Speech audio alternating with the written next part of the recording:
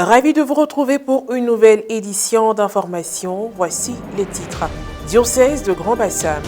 Le jeudi 18 mai dernier, son Excellence Monseigneur Raymond Awa, assisté de prêtres, a conféré le sacrement de confirmation à 395 catéchumènes enfants, jeunes et adultes.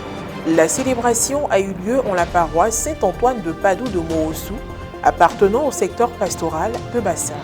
Et puis la troisième Assemblée générale ordinaire du Conseil national du laïcat de Côte d'Ivoire, CNLCI, s'est tenue du 18 au 21 mai dernier autour du thème « Le Conseil du laïcat comme ferment de la communauté diocésaine ». Dans cette édition, nous reviendrons sur la cérémonie d'ouverture qui a eu lieu au centre Sainte-Thérèse de l'Enfant Jésus à Bingerville. Le jeudi 18 mai dernier, en la solennité de l'Ascension du Seigneur, 395 catéchumènes du secteur pastoral de Bassam ont reçu le sacrement de confirmation. La célébration, présidée par son Excellence, Monseigneur Raymond Awa, évêque du diocèse de Grand Bassam, s'est déroulée en la paroisse Saint-Antoine de Padoue de Moossou. Le reportage est signé Pierre Richemont et commenté par Morel Petit. Paroisse Saint-Antoine de Padoue de Moossou. Le jeudi 18 mai dernier, jour de la solennité de l'Ascension, son Excellence Monseigneur Raymond Awa, évêque du diocèse de Grand Bassam, a conféré le sacrement de confirmation aux catéchumènes enfants, jeunes et adultes du secteur pastoral de Grand Bassam. Nous avons programmé les confirmations dans le mois de mai et juin, selon une répartition qui couvre tous les secteurs, parce que la confirmation s'est faite par secteur.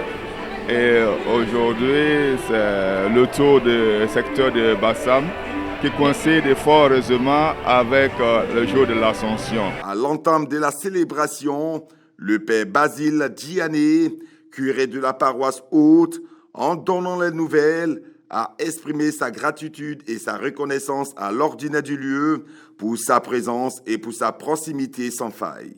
Dans l'homélie qu'il a prononcée, Monseigneur Raymond Awa a invité les confirmants à la prière, car toute la vie du chrétien est prière pour qu'il soit connecté à Dieu. Mes chers confirmants, priez beaucoup, priez l'Esprit Saint, afin que vraiment ce que Jésus vous donne à travers ces sacrements puisse mûrir petit à petit, puisse vous conduire à une maturité qui vous permette d'être fidèle à la foi reçue de Jésus-Christ.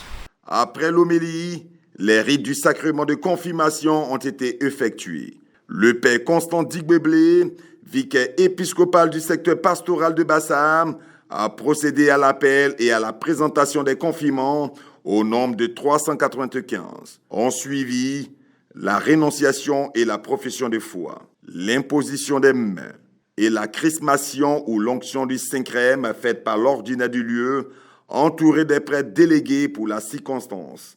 Les révérends pères Désiré Adingra, secrétaire de la curie diocésaine, et Constant Blé, vicaire épiscopal du secteur Bassam. Les articulations suivantes ont été, entre autres, une longue procession d'offrandes faite par les confirmés, les allocutions de l'ordinaire du lieu, du vicaire épiscopal du secteur Bassam et du curé de la paroisse haute.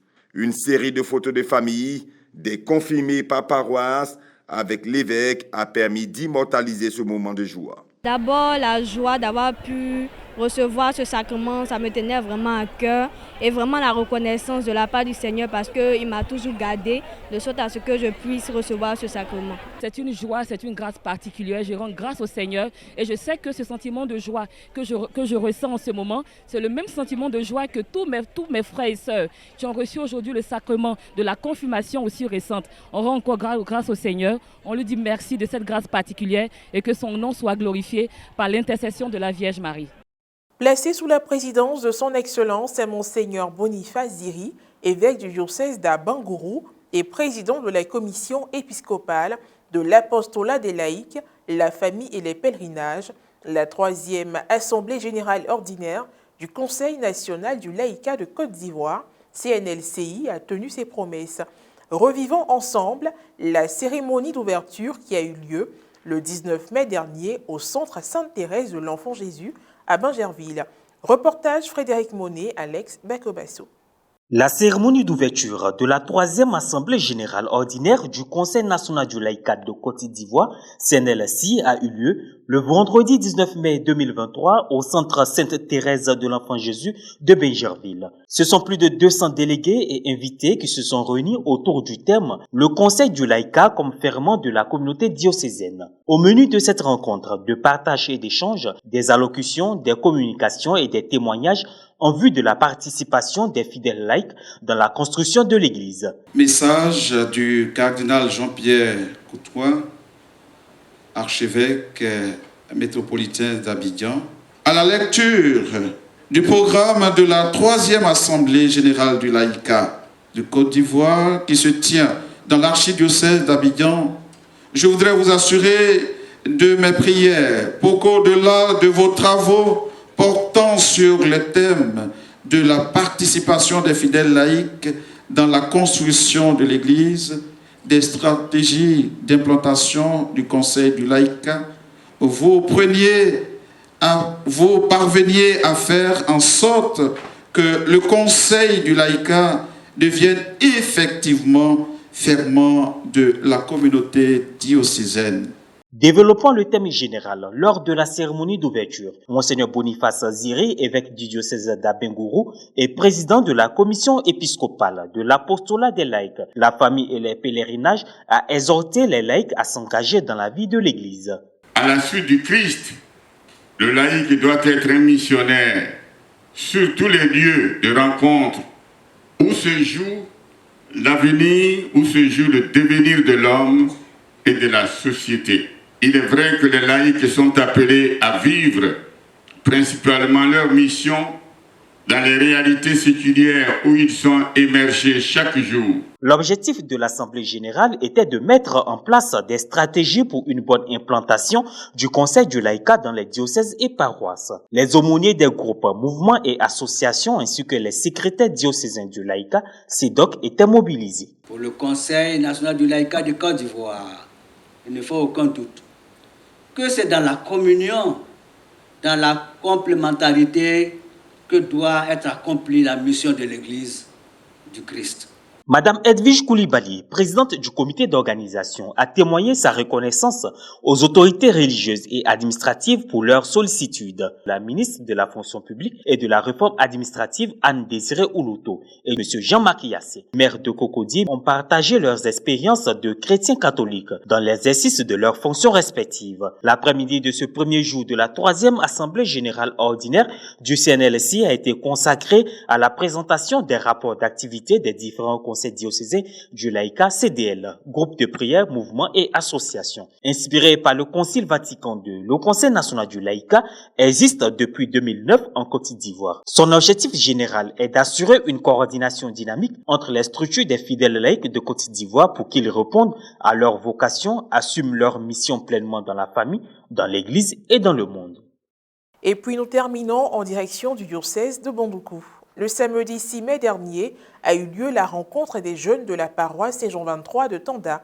À l'initiative de leur coordination, elle a été organisée dans le village de Yanvo en présence de leur aumônier, le père Marius Yao Apo. Les détails dans le reportage de Ferdinand Kouassi, correspondant local RNC, commentaire Marie Abissier.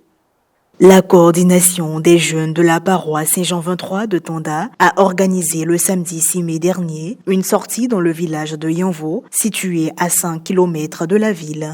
Autour de 9 heures, déjà plus de 500 jeunes étaient rassemblés à l'école primaire de la localité. Une heure après, le père Marius Yao Apo, aumônier de la coordination des jeunes, a fait la prière d'ouverture, suivie de la procession du Saint-Sacrement avec la fanfare dans le village.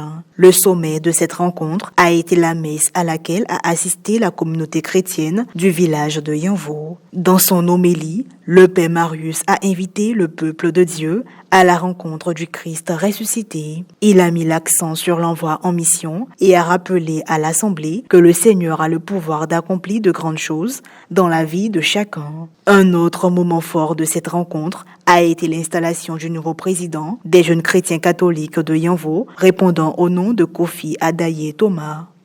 Point final à cette édition d'information. Merci pour votre aimable attention. Que Dieu nous garde. À très bientôt.